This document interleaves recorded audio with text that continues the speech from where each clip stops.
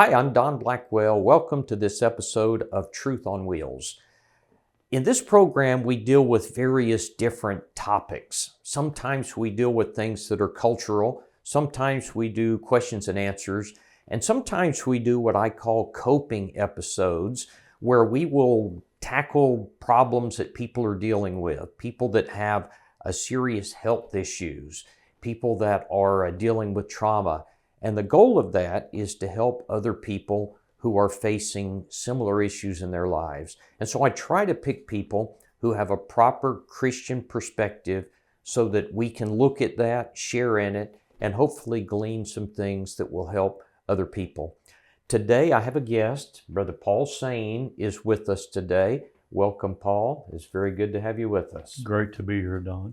I have known Paul for, a long time, decades. He has been a mentor to me.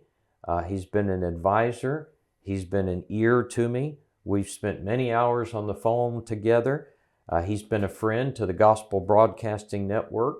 He's been a lifetime gospel preacher. He's an author, an elder, a husband, a father, a grandfather, a publisher. When I went on, there's a long list of things that Paul has done over his life. But particularly in this episode, we're talking about the fact that Paul is a caregiver.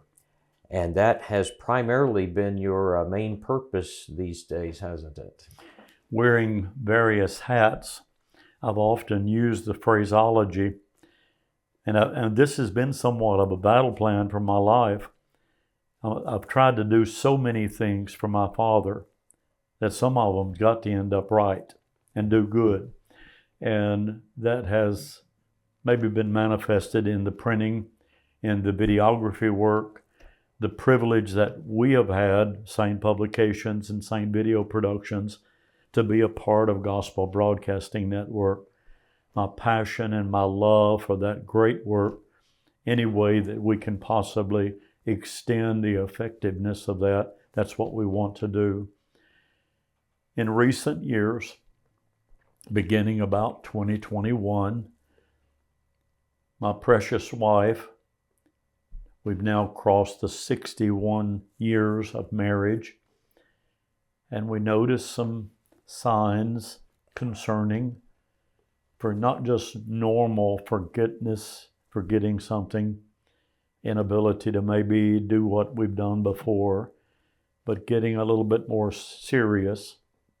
Talked to our regular physician about that, and they set us up with talking to a neurologist in Columbia, Tennessee. The journey began. That is now 4 years plus.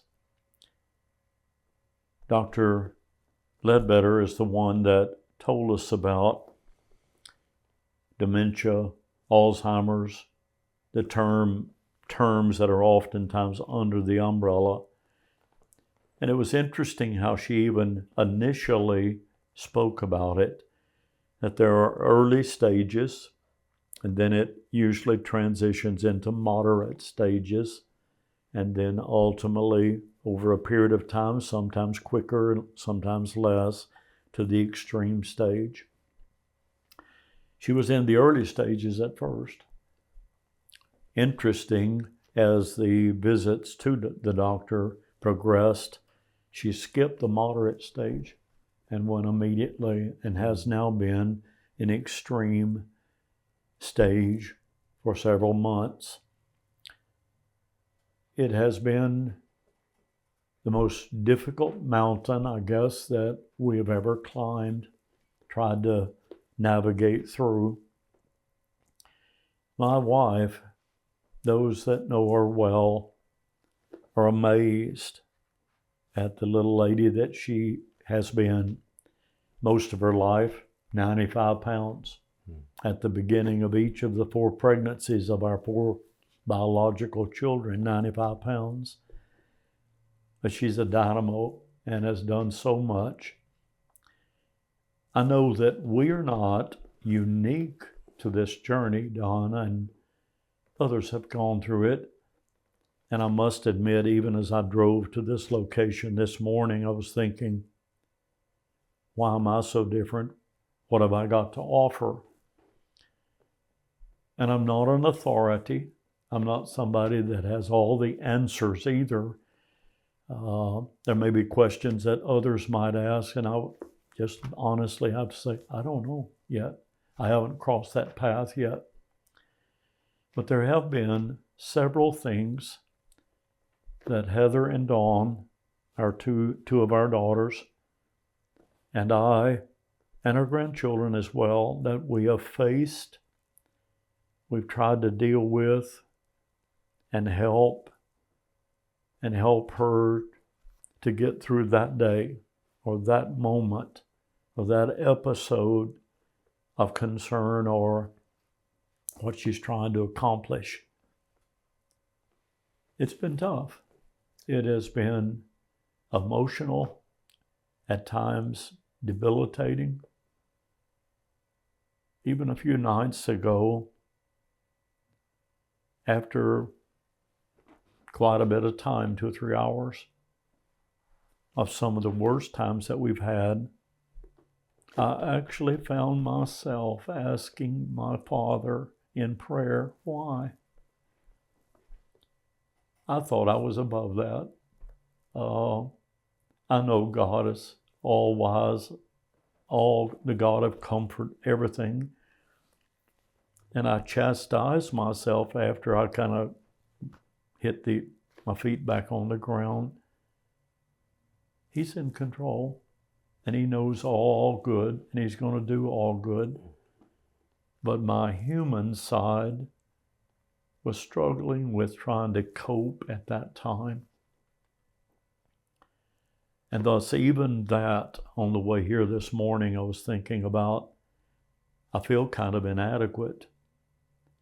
But the things that we have learned, the girls and I, dealing with hospice, working with those precious people, the ups and downs of the emotions that LaDon goes through, navigating, helping her, learning at the moment. And I smile a little bit because we've had to be quite creative at times. She will maybe say something. I've learned the term word salad when a lot of words are coming out, but they really don't make sense. And so we've learned more and more the skill of distraction, focusing in on maybe just one thing, or maybe even helping her mind to leave what she was trying to say and focus on something else that we're about to do. Can I stop you for just a Please. minute? Because I want to rewind the clock a little bit. Y'all been married how many years? 61 plus. 61. I want to rewind back to the beginning and ask you, how did you meet LaDon? My dad was a preacher in Western Kentucky, where her dad was a deacon to begin with, and then an elder for 40 years. So I've known LaDon since she was 5 years old.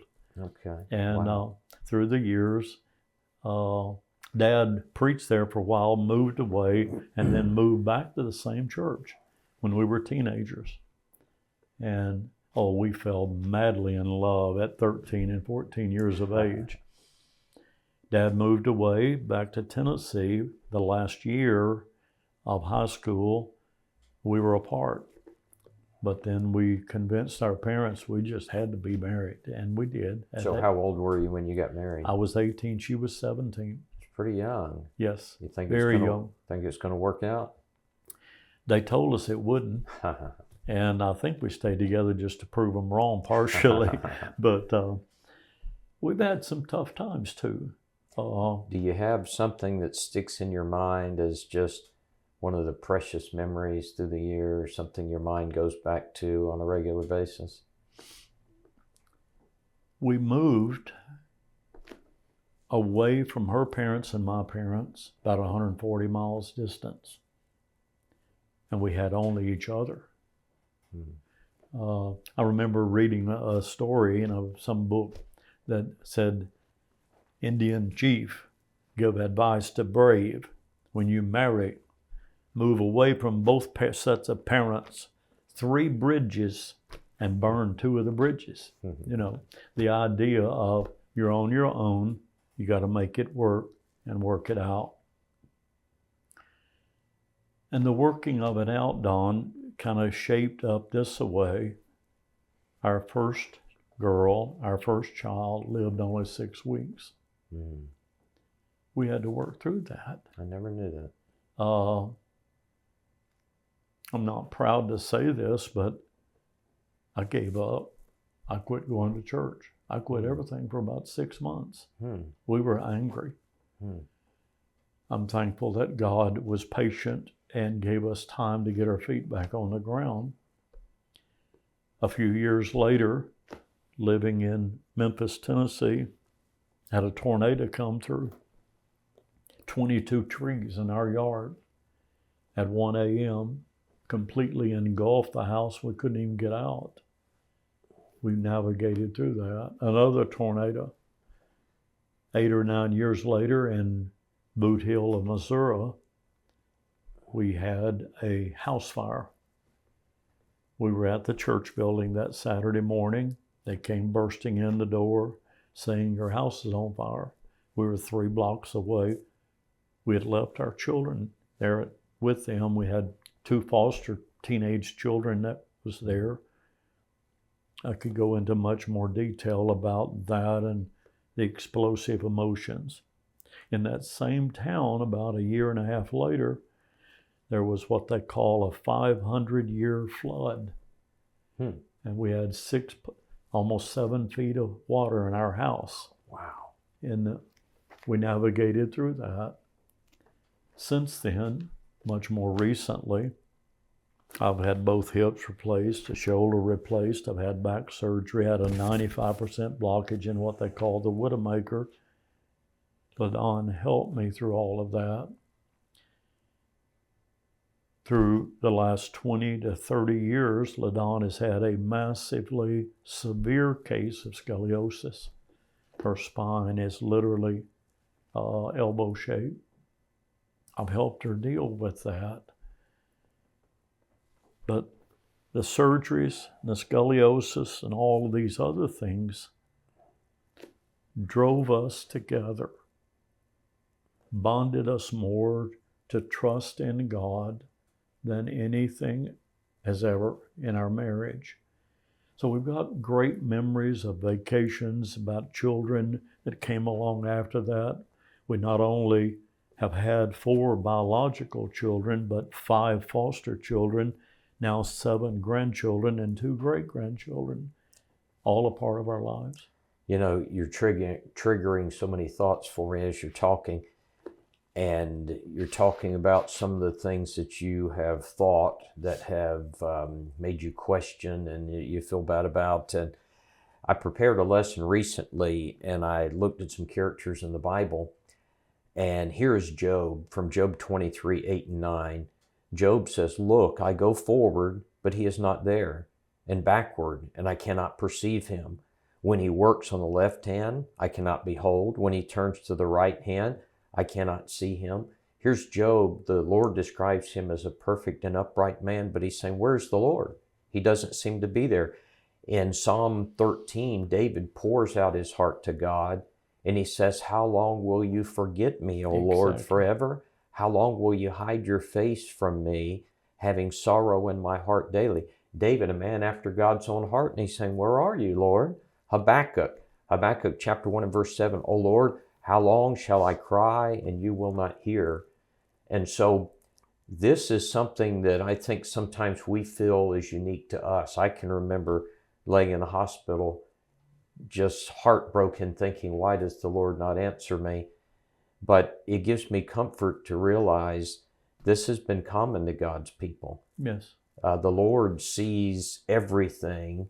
He can see from the beginning to the end, so it's not long. It's just a blip. But to us, it seems like everything we don't understand. Totally. And so all of God's people have been this way. I even think about John the Baptist in Matthew chapter 11, that he's in prison and he sends back to ask Jesus, "Are you the one that will come, or is there another?" I've heard all kinds of explanations, but I think he's having doubts and questions. Even though he announced the Lord, John the Baptist, Jesus said, among them born of women, there's not one greater than John the Baptist. But even John is saying, are you the one? This is not working out the way that I thought. And so there's a sense in which it's good for me to hear you say the things you're saying, and probably for others that are listening, because I count you as a great and faithful man, elder, preacher, but you have the same thoughts that I do, and probably that some of the viewers are as well. Let me ask you this, coming back to the situation with LaDon. Can you tell me what your day-to-day life has become? I mean, this has to have disrupted everything. It does. It has. The term caregiver is used often, freely, to describe one that has someone, husband, wife, child, whoever. My life for many, many decades has been get up real early, 3 or 4 o'clock in the morning, go to the office, study time, more precious than that's no more. Yeah. Dawn or Heather are often at the house, and when they do come and spend the night, I can get up and go on to the office, and they will stay with LaDon. Otherwise, I stay there. I've set up kind of an office in the house. But even that is non-productive comparatively. Yeah. LaDon has reached a stage where she is obsessively wanting what we call her security blanket to be there and available, and that's me. The girls can be there, but she wants me. So I'm doing that. I will do that. And all of the other things get pushed aside. So what are you involved in? Do you have to dress her, sure, care for her, take her to the restroom, shower her? Yes. I mean, it's a full-time job. All of the above. Yeah. Selecting clothes. There's kind of an art to that. I'm trying my best to maintain her dignity, yeah, her power of choice as much as I can, to let her be interacting and make those decisions as much as she can. LaDon has always been, I know I'm prejudiced, an elegant, beautiful lady.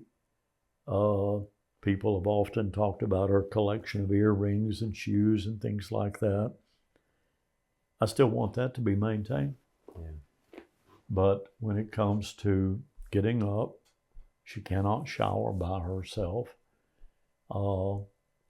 She struggles a little bit at times to brush her teeth. Mm-hmm. So we have to navigate through that. We want her, though, for an example, like clothing, I'll get 3 or 4 tops out and say, well, babe, which one do you want to wear today? Okay. And give her some interaction in that, and she responds to that pretty positively. As far as eating is concerned,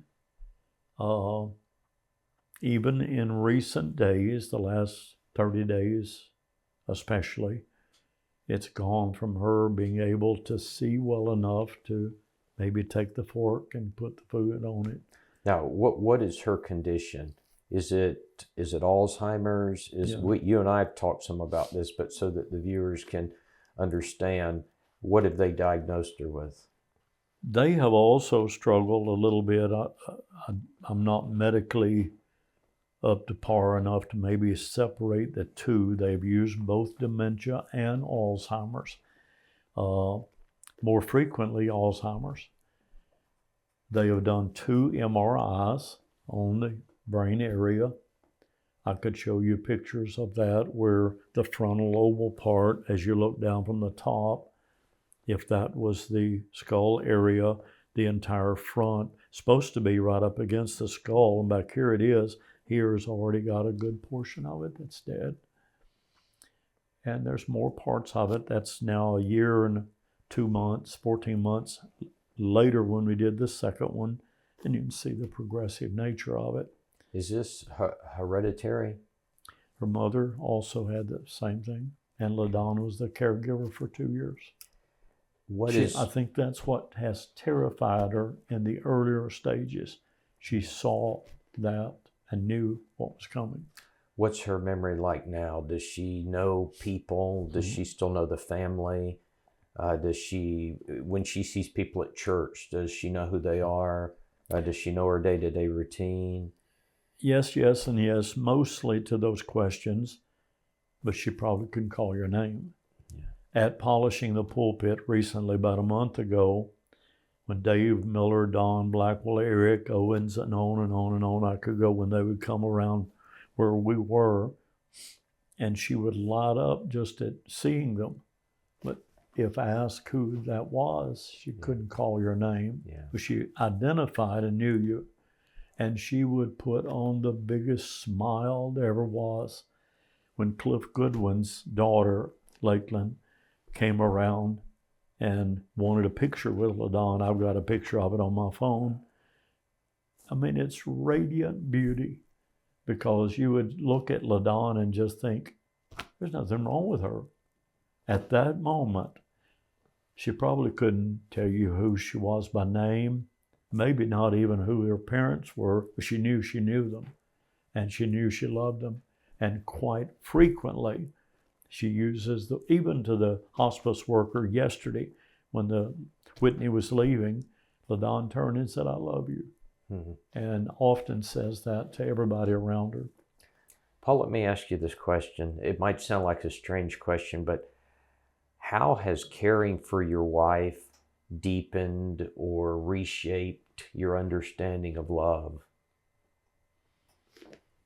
I spoke earlier about when we fell in love as teenagers, not having a clue what love really was. As our lives have progressed through various traumatic situations, it deepened that love. But when you see someone that you love as much as we humanly can in this life, that's struggling to eat, struggling to swallow. We've lived at the same house for 38 years, but forgetting where the bathroom is. When we see someone that just gets so frustrated with herself because she's trying to say something. And she even one time just recently said, "Paul, it's right here. I just can't get it out though." Mm-hmm. It makes you, I don't know how to adequately describe it, but the depth of the love that you have for a human being that has been your soulmate, your coworker, involved so intensely in publishing materials, in helping other people, videotaping it, the Cliff Goodwins, the James Watkins, and et cetera, very much. Oftentimes she would be on the command center doing all of that. Mm. Seeing that she has given her life and soul in service to our Father in heaven, that draws you closer. And then you kind of segue. Our conversation now is, babe, we know we're going to heaven. We know we've got a better place waiting for us. And we don't know which one's going to go first, but we'll wait for the other one. Can you tell me what her diagnosis is, what her condition is, and have they given you a timeline? Every time that has been discussed, they always preface it with, "We don't know." I mean, there's just no way they can actually predict. Excuse me. But the doctors and the nurses have used the term, at present, no more than she's eating. Her present weight is under 70 pounds. And they've used the term unsustainable. that cannot go on much longer. One is even gone as far as to say that they did not think that she will make Thanksgiving this year. Mm-hmm. The girls and I were there at the time. Tears flowed. I want to go to heaven, and I want her to go to heaven. Nothing else is more important. But everything, every fiber of the being is, I just want to be with her. And I want us to be together, there or here. Jokingly a little bit, but seriously speaking at times too, to our girls over the last years, we both have even, LaDon and I vocally have said we'd just like to die together and go on to be with our Father together. Have you been preparing yourself for the fact that you're going to lose her soon and what it's going to be like for you at that point? Yes. We know it's imminent. Some of the hospice workers, which I want to go there in just a moment, a little bit more in detail. I've never seen people so knowledgeable, so caring, so tactful and loving. I mean, literally, the Whitney and the Molly and the Tana and the Natalie and on I could go with the workers that have come and helped us. They've helped us. They've encouraged me to prepare for the end time. A few weeks ago, they asked me it was tactfully asked, but they asked me what funeral home was going to be. And that hit me pretty hard at that moment. I said, I'm not ready for that. No, I haven't. Since then, I have, knowing that it's mandatory. So yes, instead of waiting till that time comes and then abruptly having to do it with such emotions, it's so wise to make those preparations ahead of time. But boy, those are hard. Yeah. I keep coming back to dignity and my precious wife and the way she's always been navigating through life, ups and downs. And I want that to be the case with that too. And it's been a struggle one other way, Don, because I've even asked the girls, can you imagine what your mother would say if she saw herself at times, some of the worst times?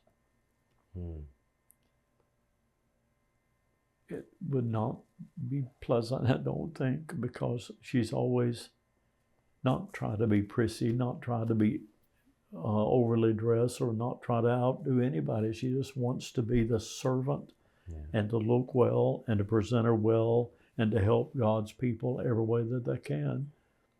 She has been very involved with the two of us, helping people that lost a child in death. We've experienced that. We know what that feels like. And she has been so helpful that way with others. Same thing with other areas too. You know, I was thinking about part of the purpose of doing this is to help other people that are going through this. And I've been studying through 2 Corinthians, and I'm in chapter 1 and verse 3. It says, "Blessed be God, even the Father of our Lord Jesus Christ, the Father of mercies and the God of all comfort." And I focus in that phrase, the God of all comfort, who comforts us in our tribulation, that we may be able to comfort them which are in trouble by the comfort wherewith we ourselves are comforted of God. And I think about several things that jump out to me there. He's the God of all comfort. He comforts us in our tribulation, that we may be able to comfort others. I hope that people can turn to the Lord for comfort, that they can draw comfort from some of the things that we're putting forth. That's a passage that I go to and I think about. Do you have passages or scriptures, things that you turn to in your mind that help sustain you through these things? Where Paul also said, the divine power hath given unto us all things that pertain to life and godliness. Or Paul's words in Romans 8, all things will work together for good to them that love the Lord and are called according to his purpose. Or Paul's words to the Philippi church, I can do all things through Christ which strengtheneth me. Or Paul's words about, I know in whom I've believed, and I'm persuaded that he's able to keep.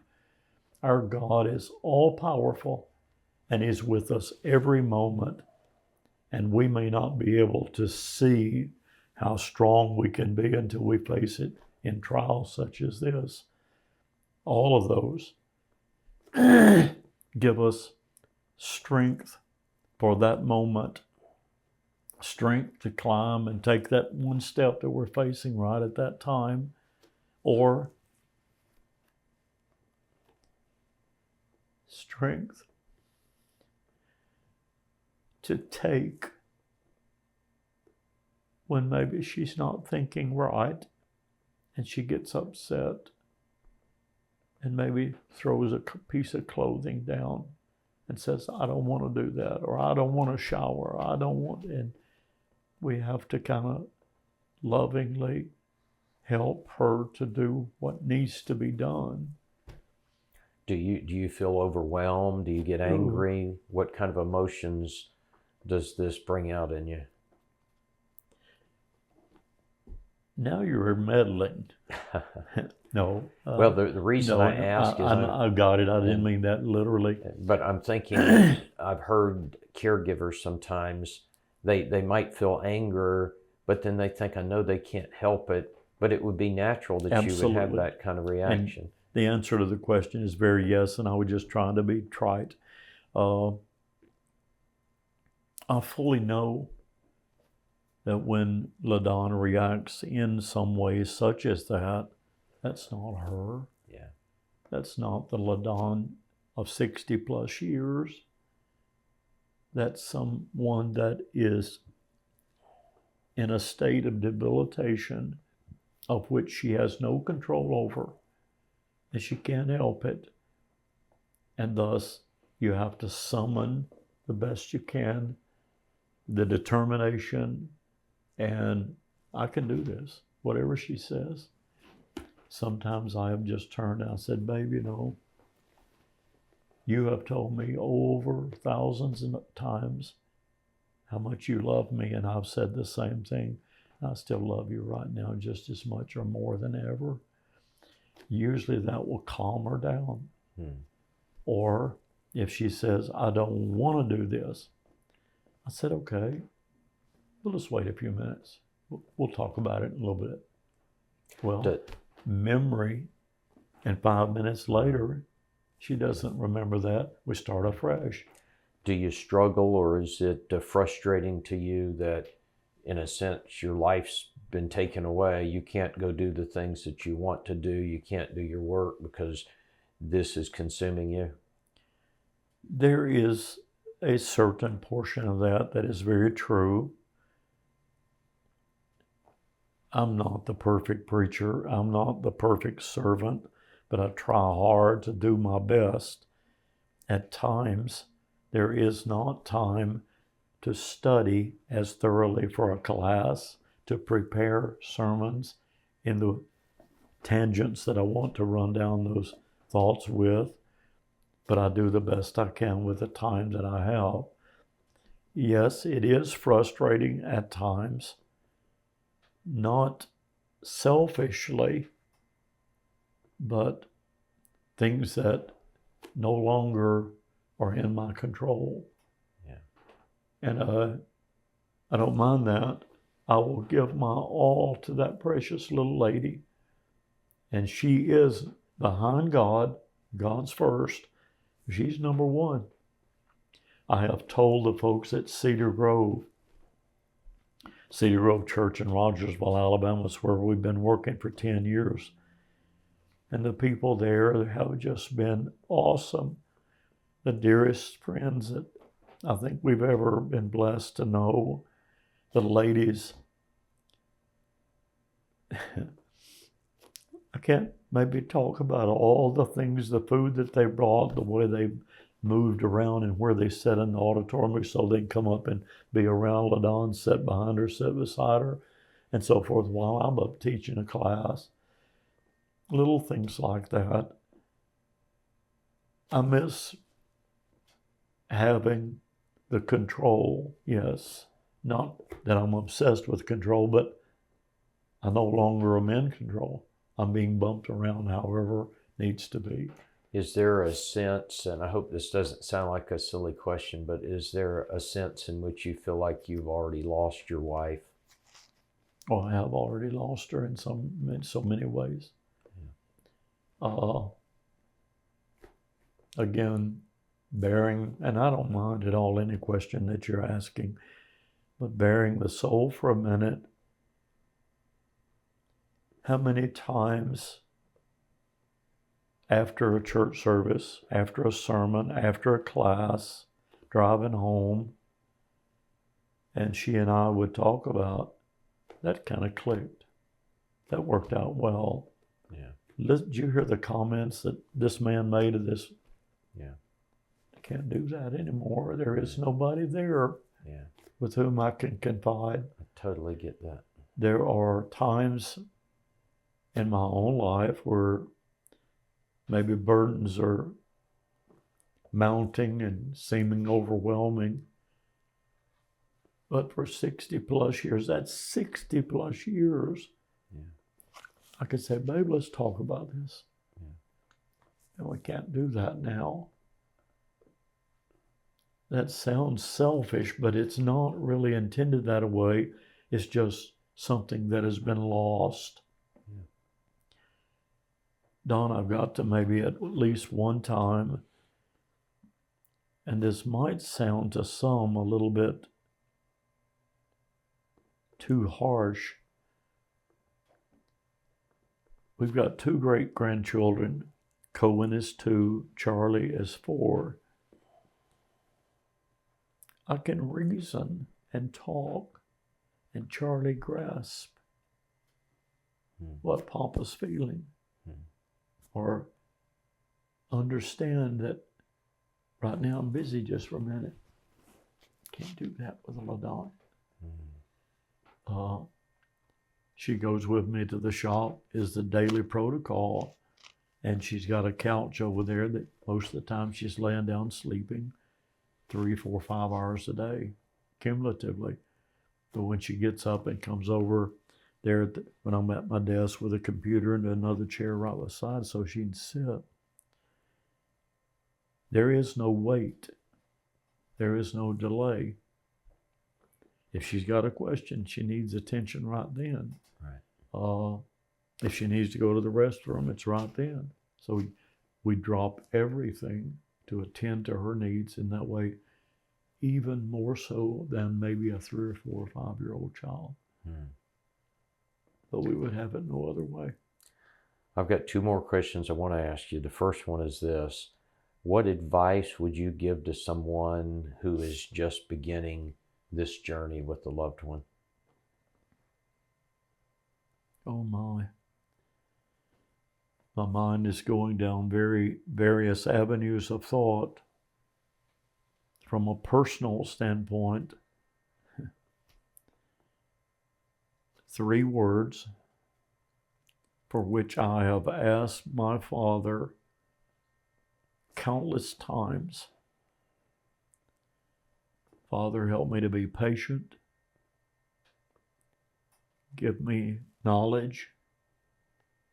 Give me strength. Not asking for selfish reasons, but patience, knowledge, and strength that I might be for my darling what she needs. The patience when at times it'd be so easy to get frustrated and impatient and, heaven forbid, say something that would be unkind or unloving.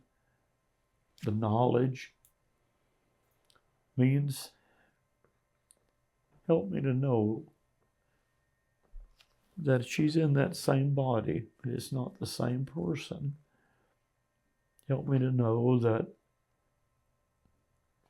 well, I've literally thought occasionally, I mentioned earlier about having a 95% blockage in the Widowmaker artery. I could have died. I could have had a stroke. I could have had a heart attack. Yeah. What condition might I have been in had that occurred? And what would she have to do? In other words, how long ago was that? 7, 8 years ago. It was right before I had the other hip replacement. So her mind was still good. Oh, yeah. And they were preparing for surgery on my hip. Notice I was struggling to breathe, did an arteriogram, and found that I would have died on the table had I not found it. But my point is, I've seen those that had had a stroke, couldn't talk, couldn't communicate, struggled to even exist. I could have been that way. So I'm just turning the roles around for that. The third is strength.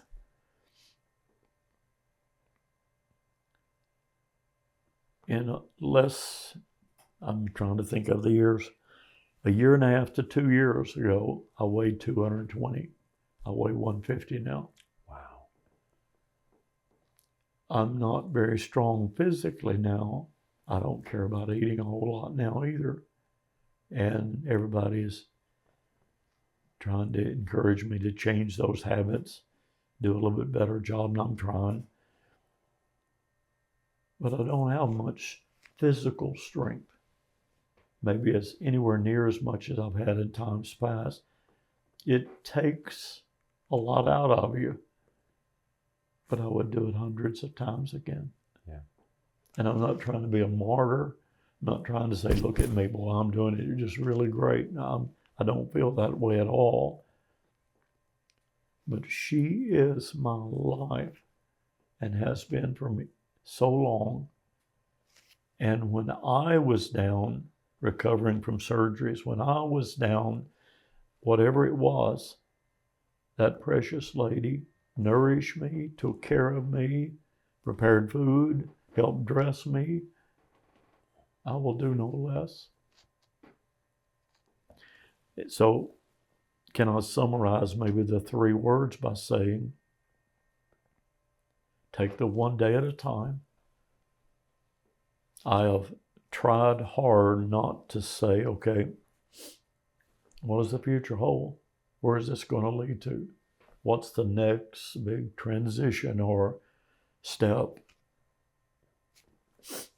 I've tried, but there's been times I've asked the doctors, okay, what do I look, what red flag do I anticipate? But instead of that, is focus on the moment.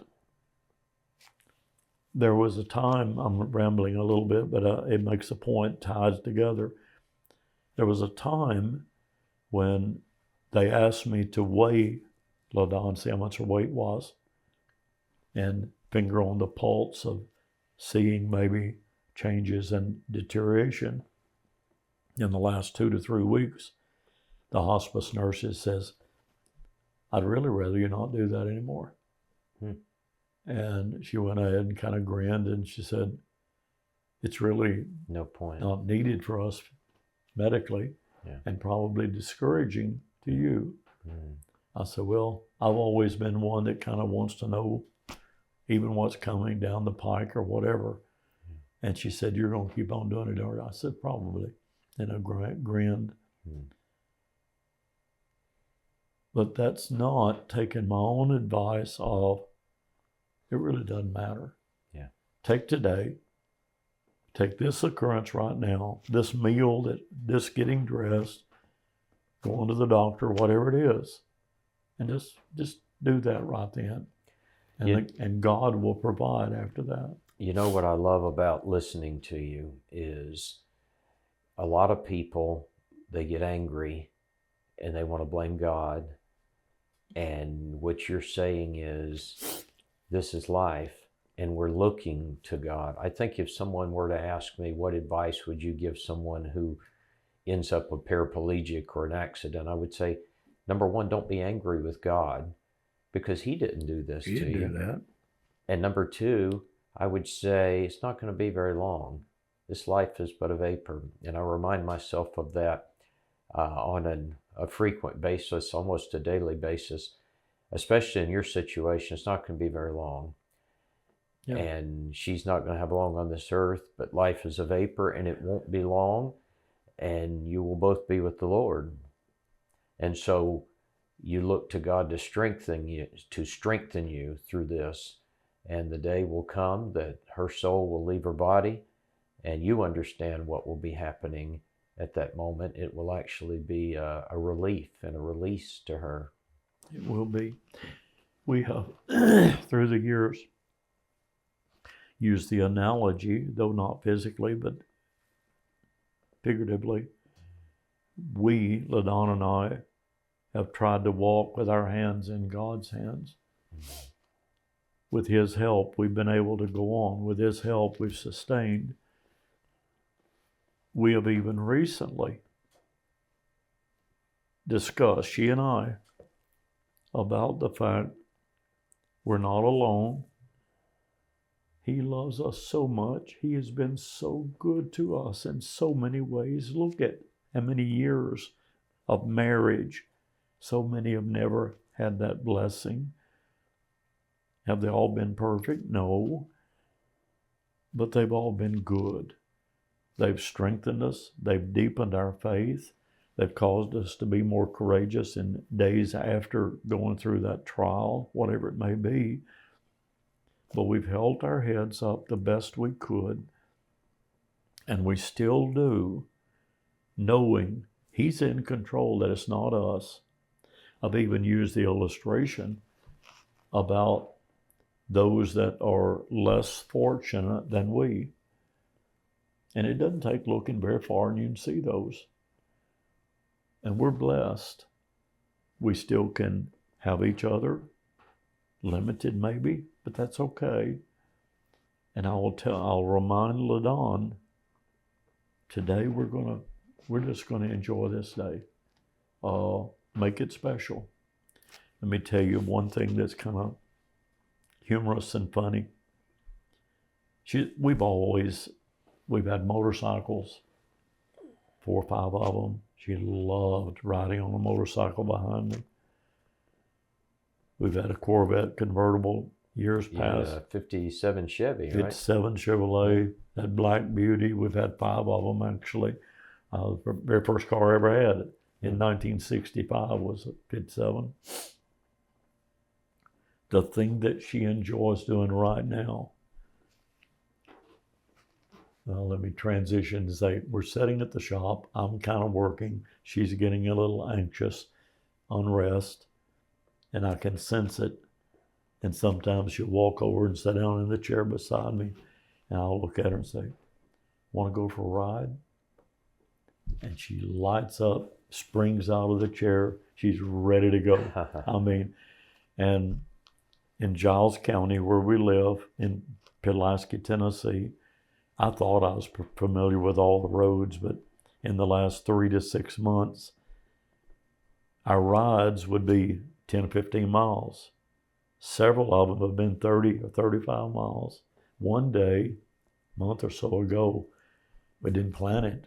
We just didn't get home until we'd gone 86 miles. Wow. And she sits over there, Dawn, and looks at, oh my, look how beautiful that field is. The bales of hay, the cows, the horses, whatever it may be, the beautiful homes around. And Giles County is almost like a little Smoky Mountains. It's beautiful terrain, Norman Rockwell pictures.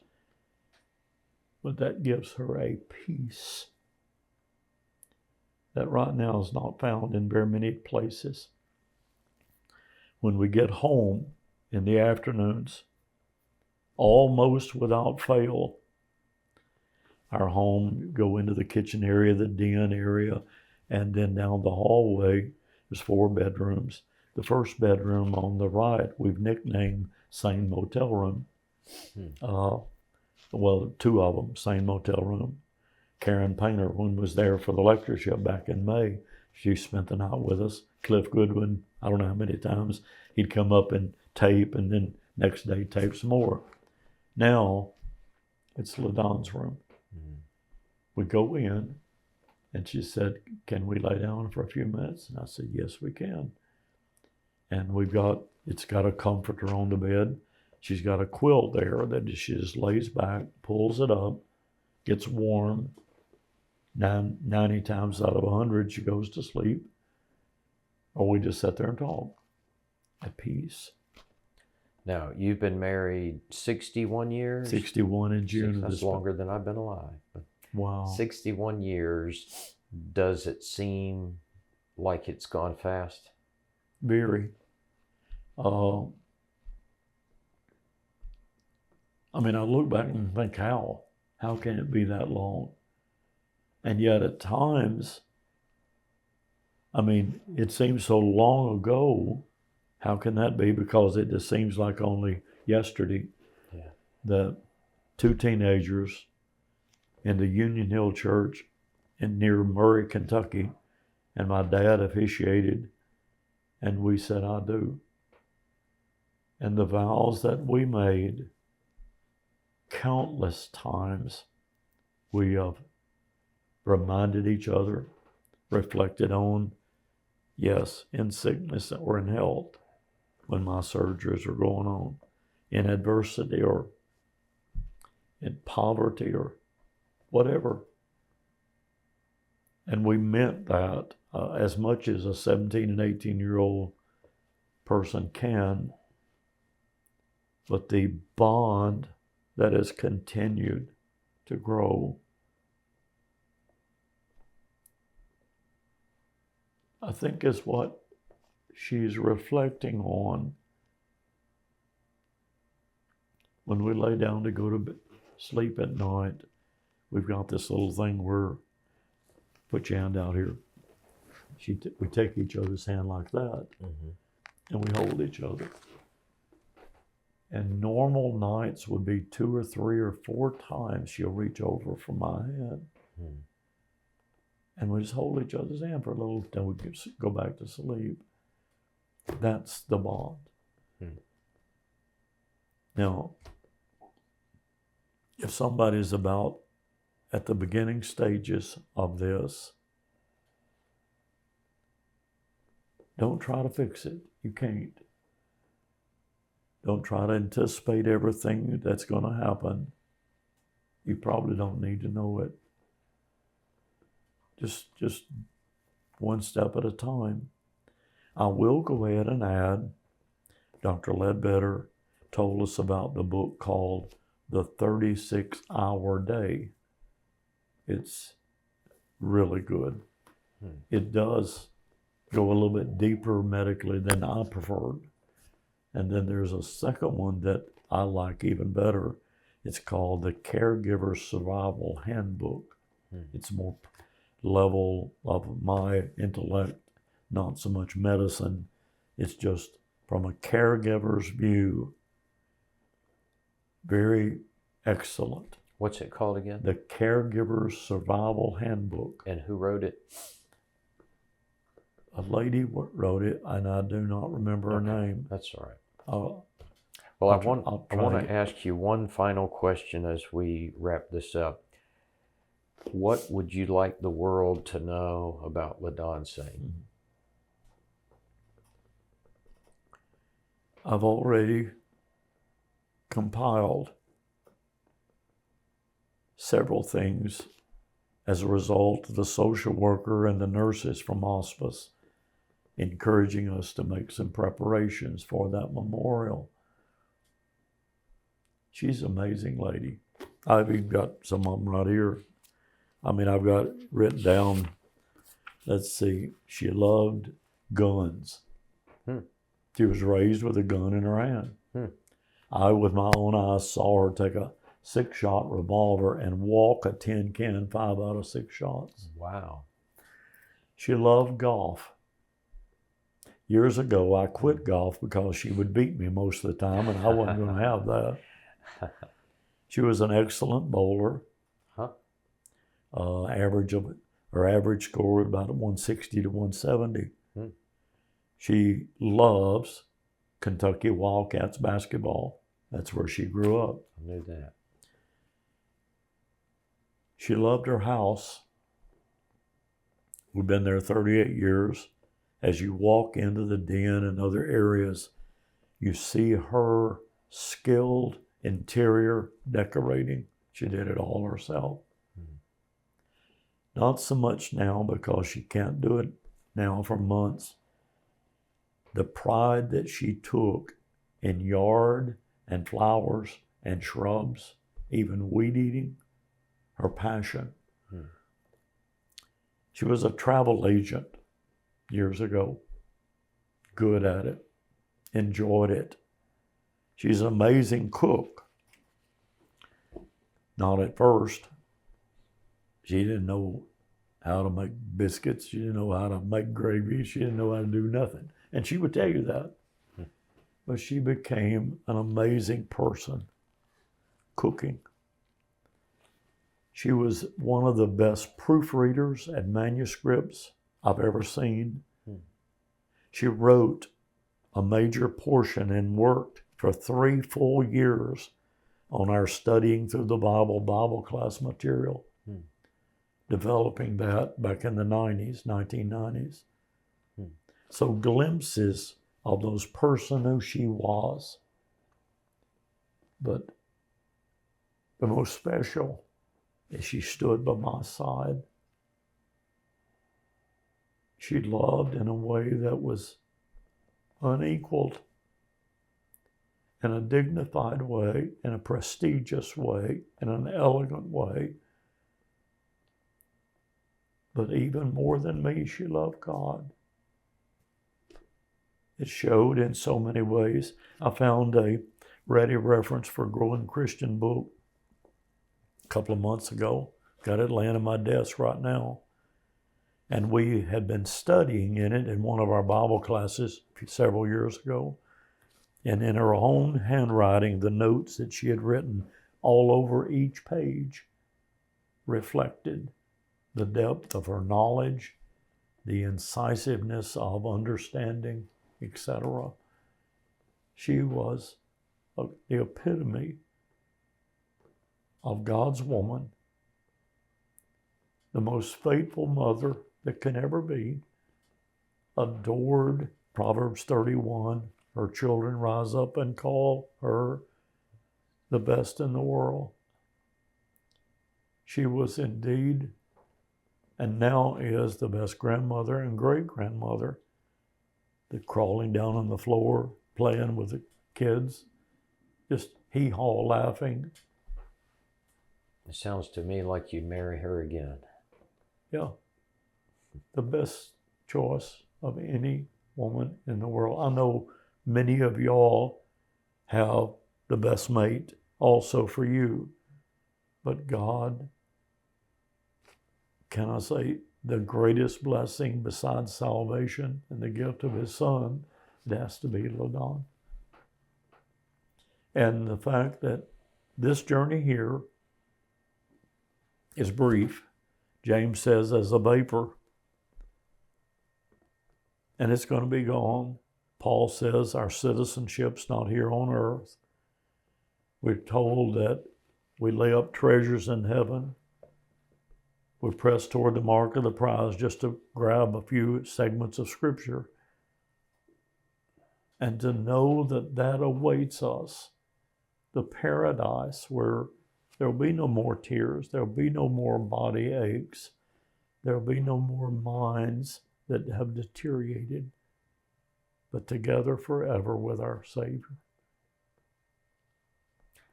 Well, Paul, thank you for being with us today on this program. We love you, and we love LaDon and what you have meant to the kingdom, what the two of you together have meant to the kingdom. And we appreciate you opening your heart and sharing with us some things that are maybe raw and painful, but sweet at the same time. You're very, very welcome, and I'm honored. Other efforts along this line have been so kindly affecting maybe others and helping others. And if there's anything that we can do, and in the words of my dear friend Don and Ron Williams, twins, who do grief seminars and after death and things of that nature, if I can ever be of any help, I don't mind at all. My cell phone is 931-580-8868.